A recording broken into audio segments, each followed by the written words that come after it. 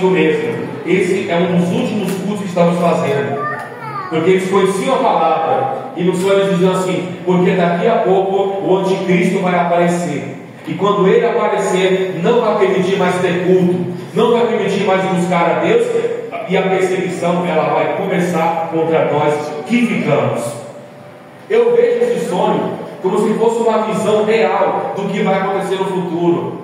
Muitos não estão preocupados no seu compromisso com Deus e ficarão, porque nunca se prepararam, nunca quiseram ter um relacionamento sério com Deus, um compromisso com a palavra do Senhor. A Bíblia Sagrada, a palavra de Deus, diz no versículo 11 de Mateus 25 ainda: mais tarde as outras chegaram e começaram a gritar: Senhor, Senhor, deixa-nos entrar. E o noivo respondeu: eu afirmo a vocês que isto é verdade. Eu não sei quem são vocês. Jesus terminou dizendo: portanto, fiquem vigiando, porque não sabem qual será o dia e qual será a hora. Não sabemos qual será o dia, não sabemos qual será a hora. No capítulo 24, no mesmo texto de Mateus, nós lemos o 25, mas no capítulo 24, no versículo 36, Jesus falou o seguinte, Mateus 24, 36. Jesus continuou dizendo: mas ninguém sabe o dia nem a hora em que tudo isso vai acontecer, nem os anjos do céu, nem o Filho, mas somente o Pai. Quando ele fala nem o Filho, Jesus falava naquela época ele como homem, mostrando que o ser humano não tem conhecimento da palavra. Jesus como Deus, ele sabe o dia que ele vai voltar. É claro que ele sabe, ele é Deus. Deus sabe o dia da sua própria volta. Ele quis dizer o quê? Nenhum ser humano tem conhecimento da volta de Jesus. Versículo 37. A vida do Filho do Homem, a vida do Filho do Homem será como aquilo que aconteceu no tempo de Noé. Pois antes do dilúvio, o povo comia, bebia, e os homens e as mulheres se casavam até o dia em que Noé entrou na arca. Porém, não sabiam o que estava acontecendo, até que veio o dilúvio e os levou a todos. Assim também será a vinda do Filho do Homem. Não sabiam o que estava acontecendo. O mundo não conhece a verdade que foi revelada para nós na palavra. Se Deus revelou a sua verdade para nós, temos que ficar firmes até o fim desse compromisso com Deus.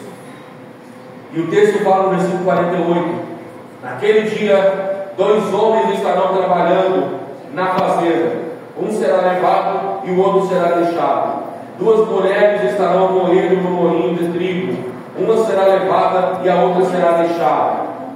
Fiquem vigiando, pois vocês não sabem que dia vai chegar o seu Senhor. Lembre-se disso: se o dono da casa soubesse quando ia chegar o ladrão, ficaria vigiando e não deixaria que a sua casa fosse arrombada.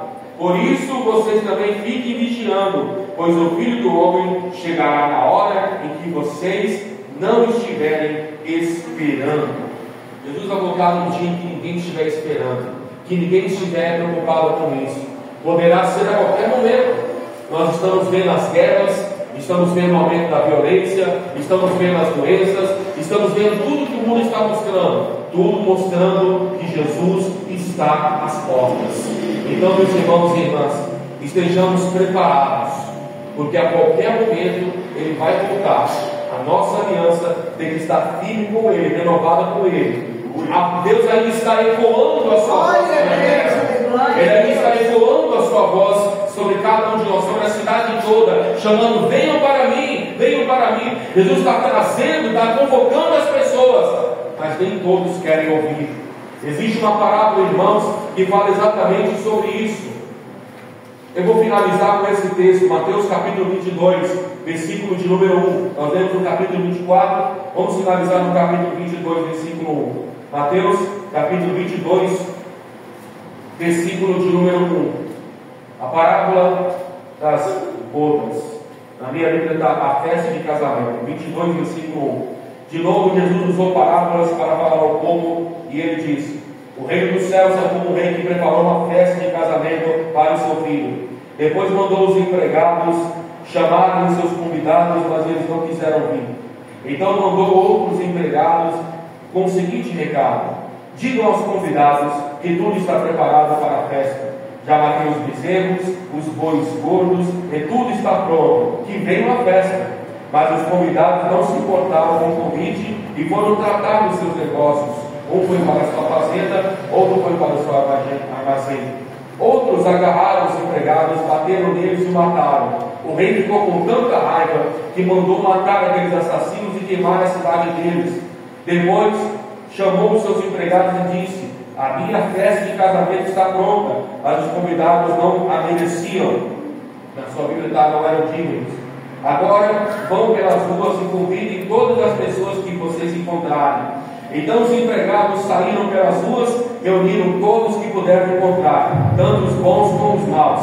E o salão da festa ficou cheio de gente.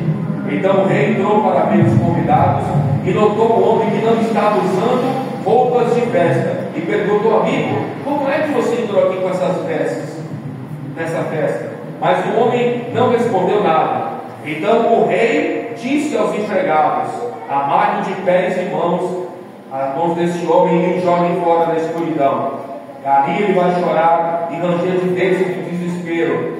E Jesus terminou dizendo: porque muitos são convidados, mas poucos os escolhidos. Você observou que o final do texto que eu acabei de ler é parecido com o texto que nós iniciamos na palavra? Se você não prestou atenção, eu vou reler novamente. Não precisa abrir não, mas eu leio. Veja o final que eu li. Eu iniciei lendo Jeremias capítulo 4. Veja novamente o versículo de número 4. Jeremias 4:4. Porque o povo de Judá e moradores de Jerusalém se dediquem a mim de todo o coração, senão a minha ira se queimará como fogo, e por causa das maldades que vocês têm feito, o meu furor será como fogo e ninguém poderá apagá-lo. O final do texto que nós lemos: amarrem de pés e mãos deste homem e o joguem fora da escuridão, ele vai chorar ranger de dentes, de desespero.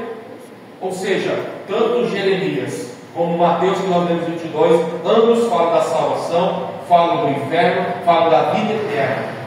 A pergunta que eu quero deixar aos irmãos é o seguinte: como está o seu compromisso com Deus em relação à volta de Jesus, em relação ao arrebatamento da igreja? Será que você está esperando Ele hoje? Ou será que você não está esperando Ele hoje? O texto fala nesse Mateus 22 que o homem tentou entrar na festa sem ser convidado. O que aconteceu? Ele foi expulso. Por quê? Porque para entrar no céu, para servir a Deus, não é de qualquer maneira, não é de qualquer jeito. Tem que dedicar a vida toda ao Senhor. Pense nisso.